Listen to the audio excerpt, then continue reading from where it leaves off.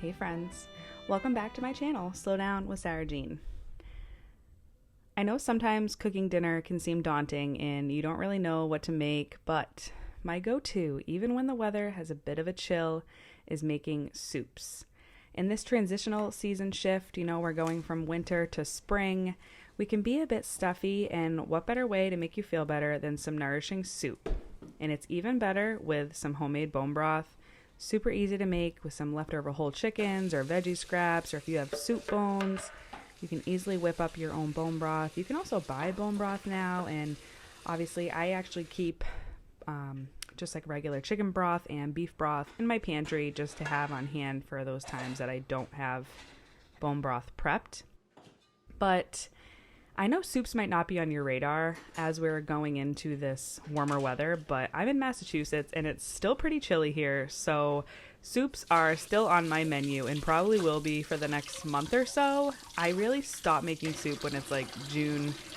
It's not something that I make June, July, August. I don't usually make soup unless it's like chili, just something easy that I can throw in the crock pot.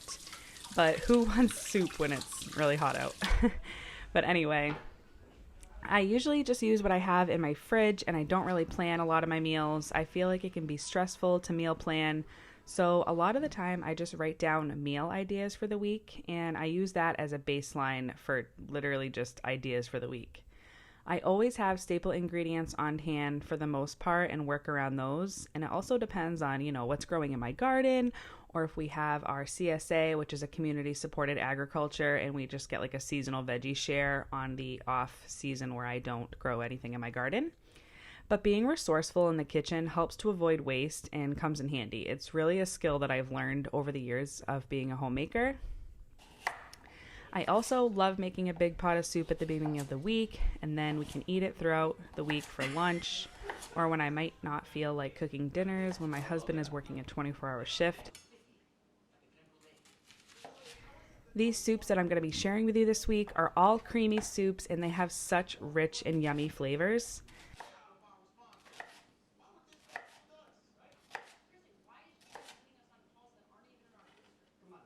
The first soup was posted in one of my videos a few weeks ago, so it might look familiar, but for those who didn't catch that video, here it is again. It is my chicken pot pie soup. So I was going to prepare a pie crust and make chicken pot pie when I realized I had a ton of broth to use and soup sounded really good with some crusty bread. So I just went ahead and seared some chicken breasts in butter, got them nice and brown, and then I chopped up my veggies. I usually always use celery, carrots, potatoes, onions, and garlic in my soups. I removed the chicken from the pot and then added a little bit more butter and sauteed the veggies for a few minutes until they get soft. You can also saute in olive oil or avocado oil too, whatever you have in the pantry, and make it work. While they are sauteing, I chop up my potatoes and garlic, and then I add the garlic until it was fragrant. And then I put in a little bit of flour to the veggies in the pot to make a rouge, and I added some white wine to kind of deglaze the pot. Then I add in potatoes and bone broth and bring that to a boil.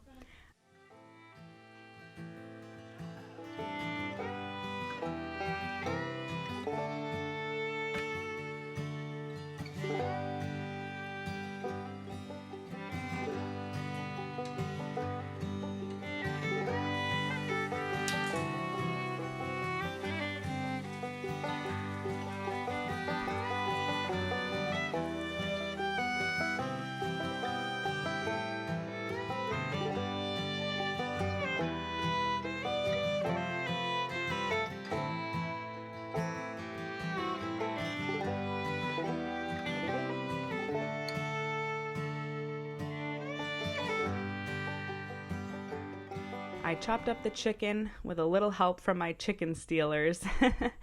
There are always little hands in my kitchen, whether they are grabbing food or helping me with cooking. We just love being in the kitchen together. It really is the heart of the home here at our house, and it's just where so much love is held between making meals and sharing meals together. After I chop up the chicken, I add corn and peas to the pot, and then I just put that chicken in there, added a little bit of salt and some milk. You could add cream to make it a bit thicker and richer, but I had goat's milk on hand, so I just used that. And I absolutely love raw goat's milk. We actually had dairy goats for a few weeks here on our suburban homestead. Nigerian dwarf goats do not need that much room, and their milk tastes amazing. Unfortunately, one of the goats we had was extremely loud.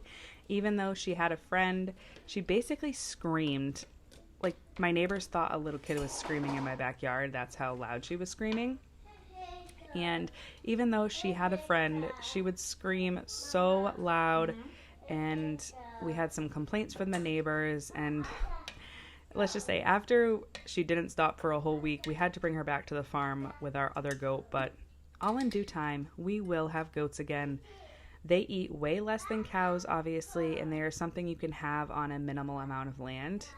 I am a big advocate for building community and not being totally self-sufficient. So although it was hard for me to give them up, I know that someday we will have them again, maybe when my kids are a bit older and then I'm in a different season of life. But for now, I trade a friend. Every week she trades me goat's milk, and I just trade her things that I have on hand, things that I may preserved that are in my freezer, or beef that I get from our cow, or things that I have canned, and we just have been rotating and doing that. I also started a bartering and trading group on Facebook, and that has been such a blessing to so many people around us. That's actually how I found this friend and how we began trading goat's milk. Our next soup is something that I don't make as often, but reminds me so much of spring, and it's broccoli cheddar soup. You really only need onions, broccoli, carrots, seasonings, and essentials like broth, cheese, and either half and half or whole milk. It reminds me of being younger and hitting up Panera Bread all the time, but I love knowing the ingredients that are going into it and how much healthier it is with locally sourced and from scratch ingredients. I usually always have all of this in my fridge and pantry, so I was able to whip this up and it was extremely delicious. I chopped up an onion. I've been using tons of red onions because that's what we're getting in our farm share, but I bet a sweet onion or a yellow onion would be better. The red onion does get sweeter when you caramelize them in the pot, but like I said, I'm just using what I have. I peeled up a few carrots and then chopped them very small, and of course I chopped up some garlic. We are still using garlic from our garden, which I'm extremely proud that it's lasted us this long. We only have a few heads left, and I'm really sad because the varieties I grew had such great flavor. I did grow more this year in hopes of getting a higher yield. In Massachusetts, we plant garlic mostly in the end of October and then harvest it in July, so it takes a really long time to grow. I add the carrots and garlic to the onions and just let these soften a bit, and then I add in a little bit more butter and some flour. Again, I love making a little rouge to make that pot of soup just a little bit thicker and heartier and a little bit heavier.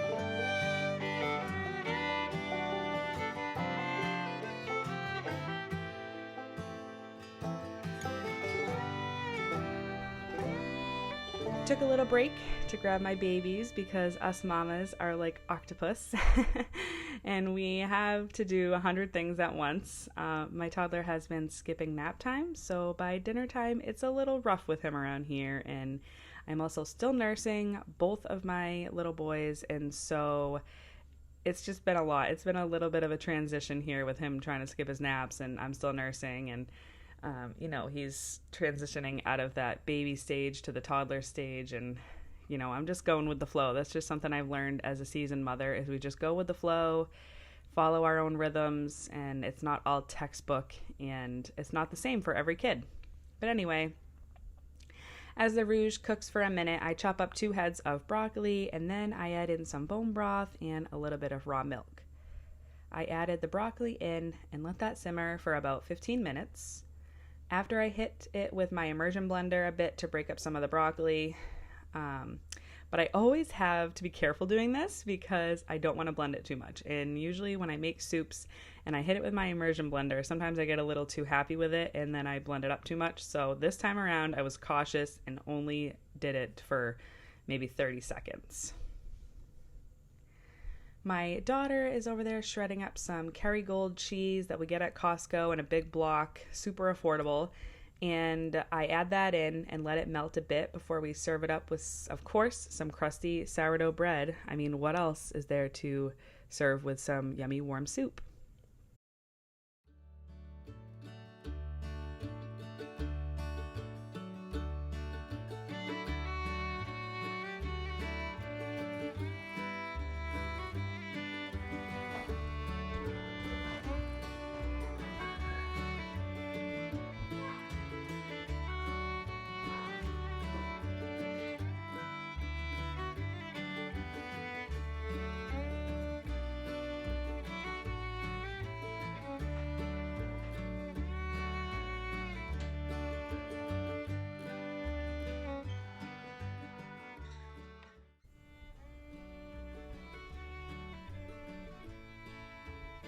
Okay.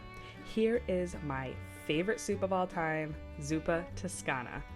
The flavors are killer in this soup. It's packed with greens from the kale, protein from the sausage and bacon, and yummy flavors from the onions, garlic, crushed red pepper, bacon grease, and heavy cream. It just pulls it all together. Zuppa actually means soup in Italian, and Toscana refers to the Tuscany region of Italy. So this soup is technically called Tuscan soup and typically has veggies, beans, potatoes, olive oil, and spices. But I first heard about this soup when I would get unlimited soup, salad, and breadsticks at Olive Garden. Well, the Olive Garden near me closed years ago, and needless to say, I needed to figure out how to make this soup on my own. I start with cooking the bacon. I cut it up with some scissors so it's in smaller pieces. I love this organic bacon from the store, but we recently split a pig with some friends, and now we have bacon in the deep freezer again, and oh my god, there is nothing like just nitrate-free, fresh bacon. It's smoked bacon, locally raised, and it tastes so good. But anyway, I definitely prefer to buy my meat locally and in bulk. Once the bacon is cooked, I take it out, cook the onions and garlic in the grease. Are you surprised that I use so much onion and garlic in my cooking? You could say that's a good thing since they are both antibacterial and antifungal. They've also been shown to reduce cholesterol and blood pressure. I usually use them at least once a day in my cooking, but you can use them for so many other things. I made a batch of fermented garlic for when we get sick. You just ferment it in some honey, and it sits in my fridge. So when any of us are feeling a little bit down or under the weather, we just eat one of those cloves of garlic or take a spoonful of the honey, and it helps clear us up so quickly. I just can't believe how garlic can even be medicinal. If you have an ear infection and you put garlic in your ear, it can actually draw out the infection in the ear. Even onions have that medicinal property. If you're sick and you put onions on your feet with some socks, it will draw out the toxins from your body. It's just amazing over the years how I've learned so much more about our food and not just using it as food, but food is medicine. Next, I cook up some sausage and then I take it out of the pot and add the diced up onions. I'm using red potatoes in this recipe, but it would be really good if you used pasta instead. I don't chop the potatoes too small because I found they can mush up in the soup and you lose a lot of them. So I did have a few greenish potatoes, so I made sure to peel all that green off. I usually leave the skin on my potatoes because the skin's actually really good for you, but only if they're organic, because you want to make sure that the soil that they are grown in is good quality soil.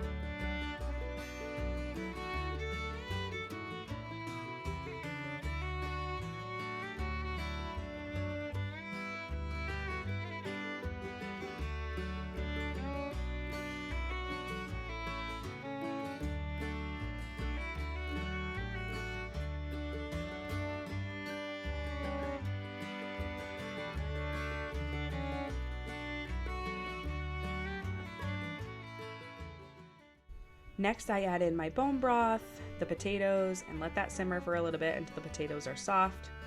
And you know, bone broth is really that good when it jiggles. This just means that it has more collagen in it. So bone broth supports gut health. It contains high quality protein, supports joints, and provides electrolytes. I also add in some salt, pepper, and a little bit of crushed red pepper.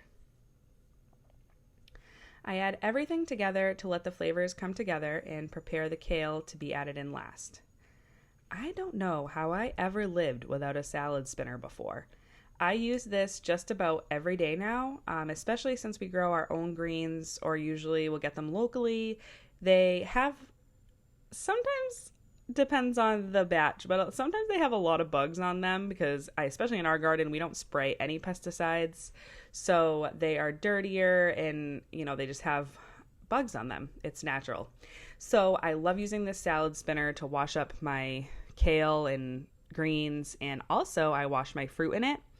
So it's actually been really helpful in my kitchen. I bought it a couple months ago, and like I said, I use it every day. So after I chop up the kale, I add that in with some heavy cream and let that sit for a few minutes.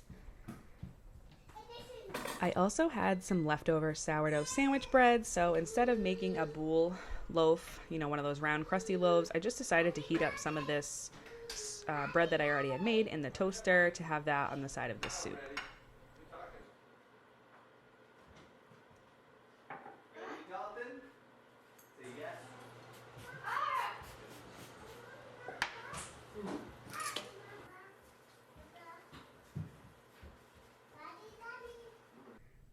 It's like, do you really need an excuse to have soup?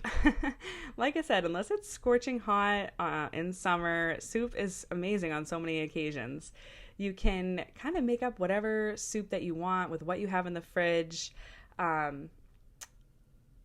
Whatever veggies you have that need to be used up. If you have meat already thawed in the fridge, or you have meat to use up, or if you have leftover pasta that needs to be thrown into soup, it's like there are so many options and so many ways to create whatever kind of soup and flavors that you want. And I love that when it comes together, my kids love soup, and I love seeing them at the end of their bowl. They just drink up the broth, and there have been maybe like 1 or 2 bowls of soup that my kids are not absolutely crazy about in my last couple of years of motherhood. For the most part, my kids always love the soups that I make.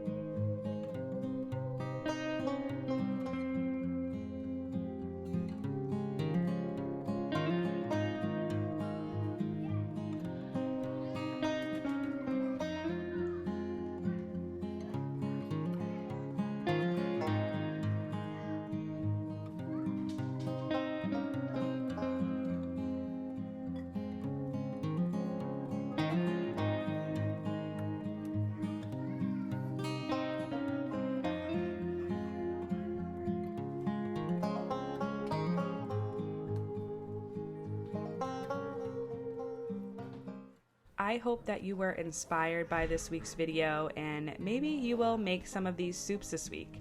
I will link them in the description box so you can have the recipes, and don't forget to like this video and hit that subscribe button. I put out a new video every single week. Thanks for stopping by.